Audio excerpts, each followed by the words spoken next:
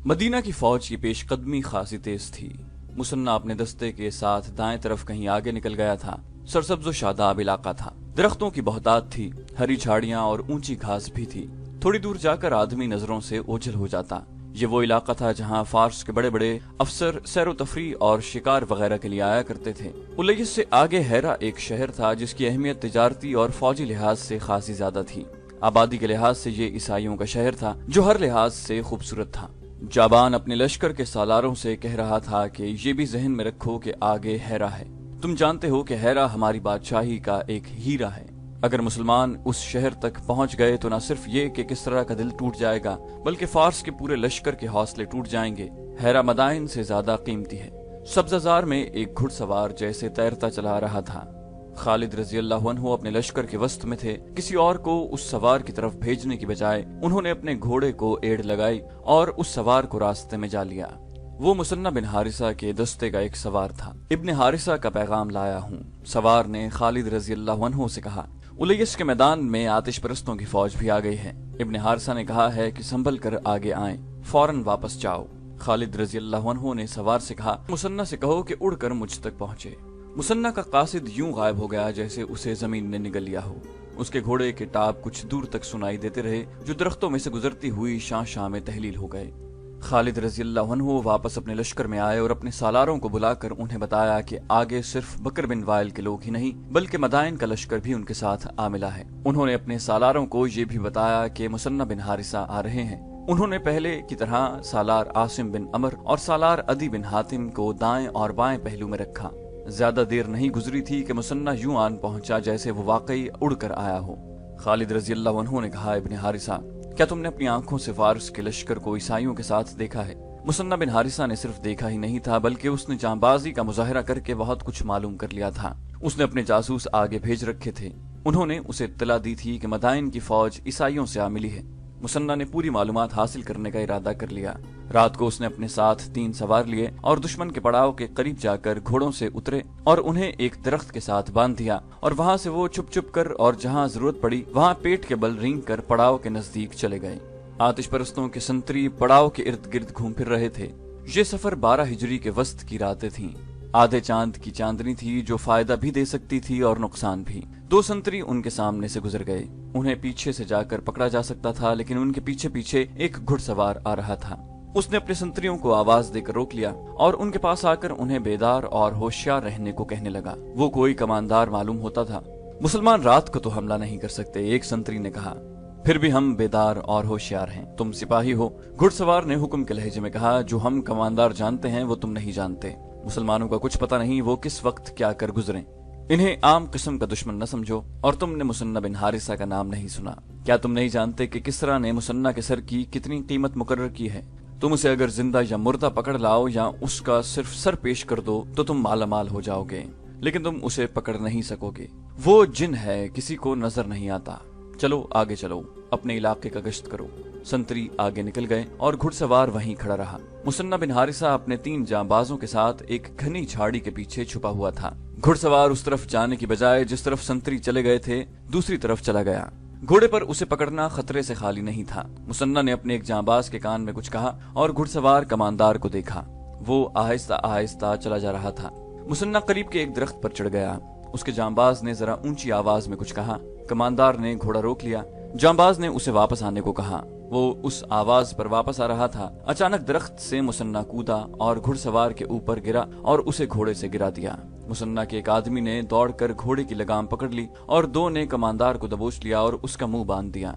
उसे और उसके घोड़े को वहां से दूर ले गए। उन्होंने अपने घोड़े खोले और वहां से इतने दूर निकल गए जहां वो चीखता चिल्लाता तो भी उसकी आवाज उसके पड़ाव तक न पहुंचती। जिंदा रहना चाहते हो तो बताओ कि तुम्हारी फौज कहां से आई है? मुसन्ना ने तलवार की नोक उसकी शहरक पर रख कर पूछा। वो बहमन जाजोइया के लश्कर का कमानदार था। उसने जान बचाने की खातिर सब कुछ बता दिया। ये भी कि जाजोइया मदाइन चला गया है और उसकी जगह जाबान सालार है और बकर बिन वाइल का लश्कर उन्हें इत्तेफाक से मिल गया है। उसने ये भी बताया कि इस कबीले के कुछ सरदार मदाइन से फौज अपने साथ सुना रहा था।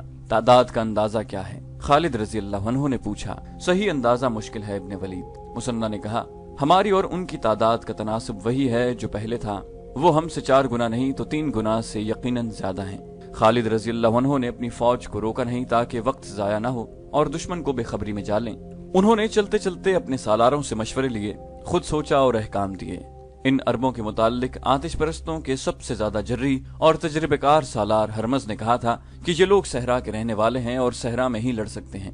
हरमज ने यह भी कहा था कि वो उन्हें दजला और फरात के इस इलाके में लड़ाएगा जहां दरख्त, झाड़ियां, घास और कहीं कहीं दलदल है। लेकिन हरमज के ख्वाब उसी सरसब्ज और दलदली इलाके में टूट टूट कर बिखर गए थे। खुदा की कसम, तुम अब दरियाओं और जंगलों में भी लड़ सकते हो। खालिद रजी अल्लाह अन्हु ने अपने सालारों से कहा, इस जमीन पर तुमने इतने ताकतवर दुश्मन को 3 शिकस्तें दी हैं। तुमने ये भी देख लिया है कि हमारे दुश्मन के लड़ने का तौर तरीका क्या है। मुसन्ना ने बताया है कि दुश्मन अगर उसी मैदान में हुआ जहां वो पड़ाव किए हुए हैं तो ये जहन में रख लो कि ये मैदान 2 दरियाओं, दरियाए फरात और दरियाए खसीफ के दरमियान है। मैदान हमवार है लेकिन दरख्तों और सब्जे की बहुतात है। दौड़ते घोड़ों पर तुम्हें दरख्तों का और उनके झुके हुए टहनियों का ख्याल रखना होगा, वरना इन टहनियों से टकरा कर मारे जाओगे। मैदान महदूद भी है, हमें दुश्मन का किसी किस्म का धोखा देने का और चालें चलने का मौका नहीं मिल सकेगा। हमें आमने सामने का मार्का लड़ना पड़ेगा। इब्ने अमर और इब्ने हातिम पहलुओं के सालार होंगे।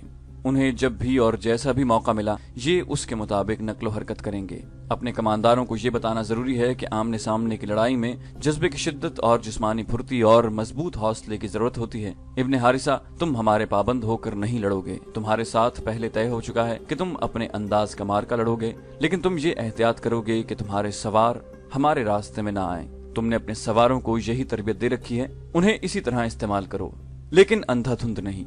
नज़्मो रब्त बहुत जरूरी है। इब्ने वलीद मुसन्ना बिन हारिसा ने कहा, तुझ पर अल्लाह की रहमत हो, तूने जैसा कहा है तुझे वैसा ही नजर आएगा। क्या तू मुझे इजाजत देता है कि मैं अपने दस्तों में चला जाऊं? मैं तुझे अल्लाह के सुपुर्द करता हूँ हारिसा के बेटे। खालिद रजी अल्लाह अन्हु ने कहा, जा मैदान जंग में मिलेंगे या मैदान हश्र में। मुसन्ना ने घोड़े को एड़ लगाई और पलक झपकते नजरों से ओझल हो गया। उसके साथ उस आतिश परस्त कमांदार का घोड़ा भी था जिसे उसने कत्ल कर दिया था।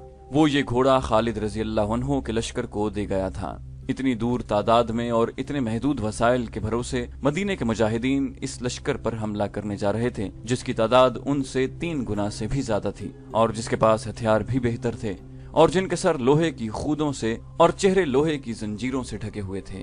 उनकी टांगों पर जानवरों की मोटी और खुश्क खालों के खोल चढ़े हुए थे। मुजाहिदीन के दिलों में कोई खौफ न था, जहनों में कोई वहम और वसवसा न था। उनके सामने एक पाक और अजीम मकसद था। उनकी निगाहों में उनके अल्लाह और रसूल सल्लल्लाहु अलैहि वसल्लम और अपने मजहब की अजमत थी। अपनी जानों की कोई अहमियत नहीं थी सिवाय इसके कि उनकी जान अल्लाह की दी हुई है और उसे अल्लाह की राह में ही कुर्बान करना है। अपनी जिंदगी देकर वो इस्लाम को जिंदा रखने का अहद किए हुए थे। वो घरों से, अपनी बीवियों से, अपनी माओं, बहनों और बेटियों से दूर ही दूर हटते जा रहे थे। उनके शब रोज खाको खून में गुजर रहे थे। जमीन उनका बिछौना थी और ऊपर आसमान था। बातिल की चट्टानों से टकराना, कुफ्र के तलातुम को चीरना और दुश्मनाने दीन के अजाइम को कुचलना उनकी इबादत थी। उनके जबानों पर अल्लाह का नाम था। वो तलवार का वार करते थे तो अल्लाह का नाम लेते थे और तलवारों से कट कर गिरते थे तो अल्लाह का नाम लेते थे। जख्मी होते तो अल्लाह को पुकारते। लारेब ईमान की पुख्तगी और जज्बे की दीवानगी उनके हथियार थे और यही उनकी ढाल थी। वो उस वक्त दुश्मन के सामने पहुंचे जब दुश्मन का दोपहर का खाना तैयार हो चुका था। उनके सालार जाबान के हुक्म से लश्कर के लिए खास खाना तैयार किया गया था। मौरिख तिबरी, इब्ने हशाम और मोहम्मद हुसैन हैकल लिखते हैं कि फारस की फौजों को सांडों की तरह पाला जाता था। सिपाहियों को मुरक्कन खाने खिलाए जाते थे। फारस के शहनशाहों का उसूल बल्कि अकीदा था कि मजबूत और मुतमईन फौज ही सल्तनत, तख्त व ताज की सलामती की जामिन होती है। फारसी सालार जाबान ने इससे ज्यादा मुरक्कन और पुरतकल्लुफ खाना तैयार कराया था जो फौज को आम तौर पर मिला करता था। इस खाने का जिक्र तारीखों में भी आया है।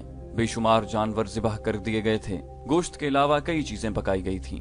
मौर्रिखों ने लिखा है कि जाबान अपने लश्कर की खातिर तवाज़ो कर रहा था कि सिपाही खुलूस दिल से लड़ेंगे और अच्छे से अच्छा खाने के लिए जिंदा रहेंगे। खाना चूंकि खास था इसलिए उसकी तैयारी में मामूल से ज्यादा वक्त लग गया। दिन का पिछला पहर शुरू हो चुका था जब खाना तैयार हुआ। लश्कर भूख से बेताब हो रहा था। जब लश्कर को इत्तला दी गई कि खाना तैयार हो गया है और लश्कर खाने के लिए बैठ जाए, ऐन उस वक्त गश्ती संतरियों ने इत्तला दी कि मुसलमानों की फौज सर पर आ गई है। خالد رضی اللہ عنہ اپنے اس مقصد میں کامیاب ہو گئے تھے کہ دشمن کو ان کی آمد کی خبر قبل از وقت نہ ہو۔ انہوں نے دشمن کو بے خبری میں جا لیا تھا۔ آتش پرستوں اور عیسائیوں میں ہڑبونگ سی بپا ہو گئی۔ سالار اور کماندار چلا چلا کر دونوں لشکروں کو جنگ کی تیاری اور صف بندی کا حکم دے رہے تھے، مگر لشکر کے سامنے جو رنگا رنگ کھانے رکھے جا رہے تھے انہیں لشکر چھوڑنے پر آمادہ نہ تھا۔ تبری کی تحریر شاہد ہے کہ لشکر سے بڑی بلند آواز اٹھی کہ مسلمانوں کے پہنچنے تک وہ کھانا کھا لیں گے۔ بیشتر سپاہی کھانے میں مصروف ہو گئے۔ خالد رضی اللہ عنہ کی فوج جنگی ترتیب میں بالکل سامنے آ گئی۔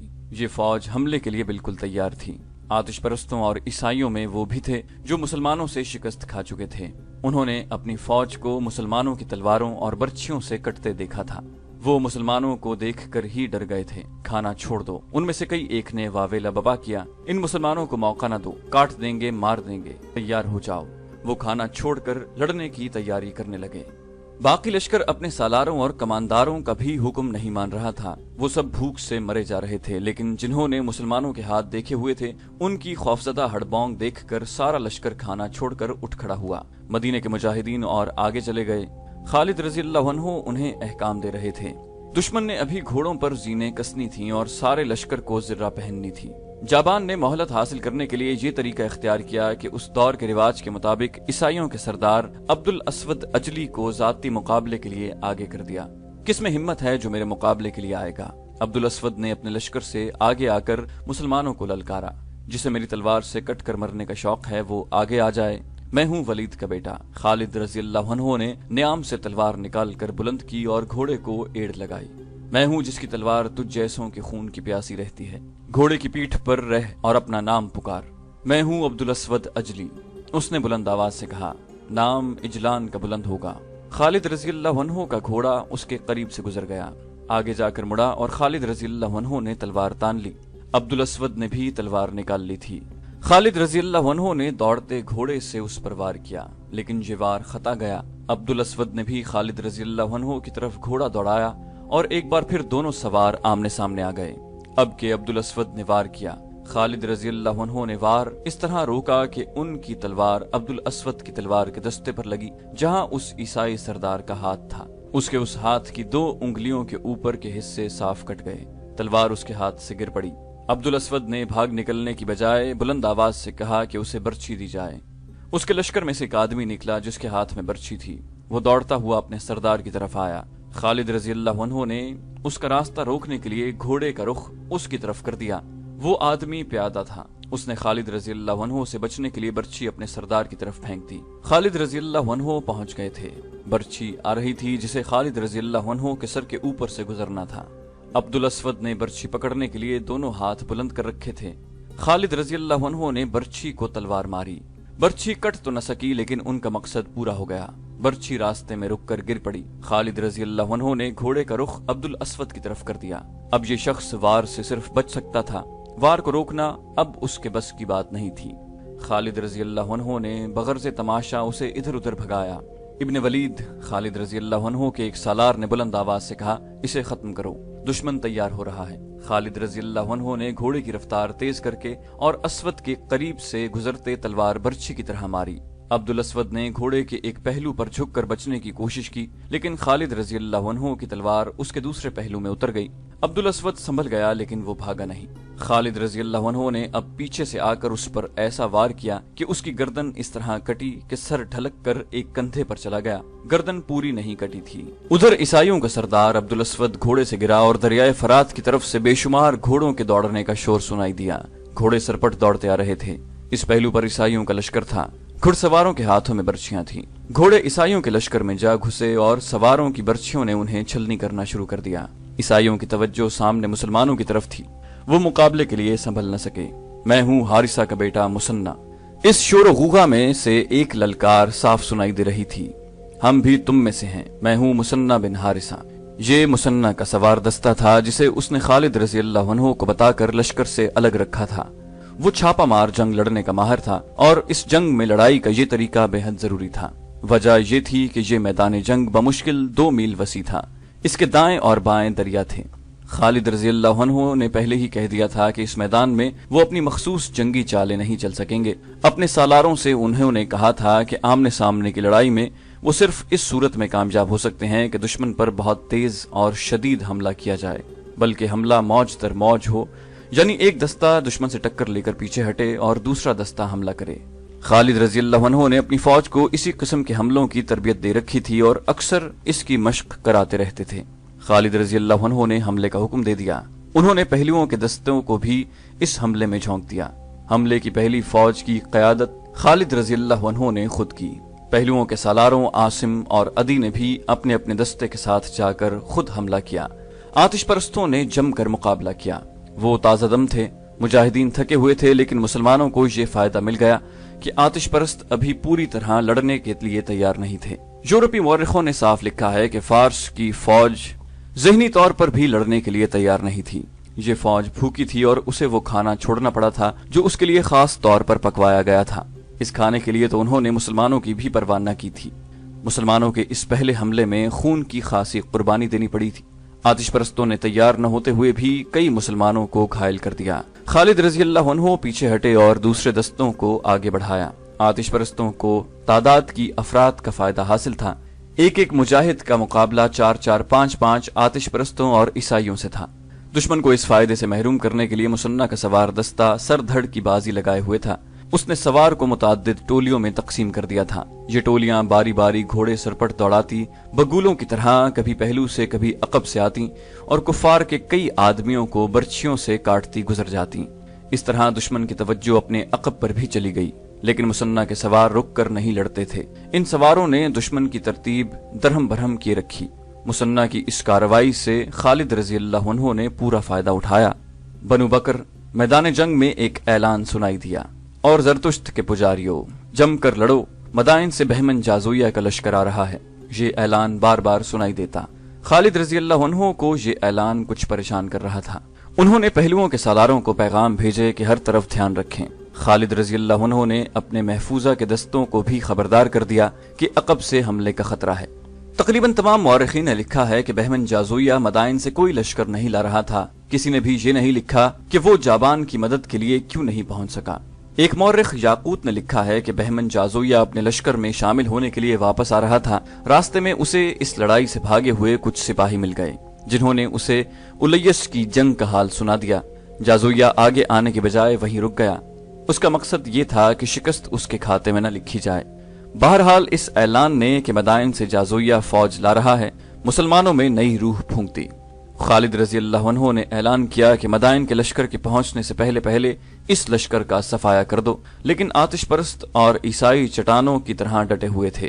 خالد رضی اللہ عنہ دعا تو کرتے ہی تھے، لیکن یہ پہلا موقع تھا کہ خالد رضی اللہ عنہ گھوڑے سے اترے، زمین پر گھٹنے ٹیکے اور ہاتھ بلند کر کے دعا کی، خدائے ذوالجلال ہمت عطا فرما کہ ہم اس لشکر کو نیچا دکھا سکیں۔